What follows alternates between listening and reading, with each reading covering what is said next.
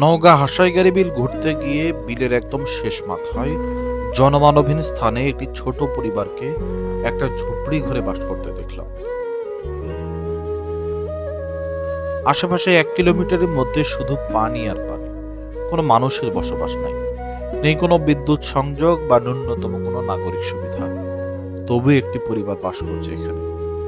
হয়তো এই স্থানটুকু ছাড়া তাদের আর যাবার কোনো জায়গা নাই। জীবন নিয়ে আমাদের কত অভিযোগ অনুযোগ, কত না পাওয়ার আক্ষেপ। অথচ দেখুন, এই পরিবারের একটি মাথা গোঁজার ঝুপড়ি ছাড়া আর কিছুই নেই। সেই ঝুপড়িটিও লোকালয় থেকে বহু দূরে। হাজার কোটি টাকা ব্যাংক ব্যালেন্স থাকার পরেও যারা মানুষের হক মেরে খায়, তারাও কিন্তু একদিন মাটির সাথে মিশে যাবে। এই জনমানবহীন স্থানে বাস করা মানুষও মাটির সাথে মিশে যাবে।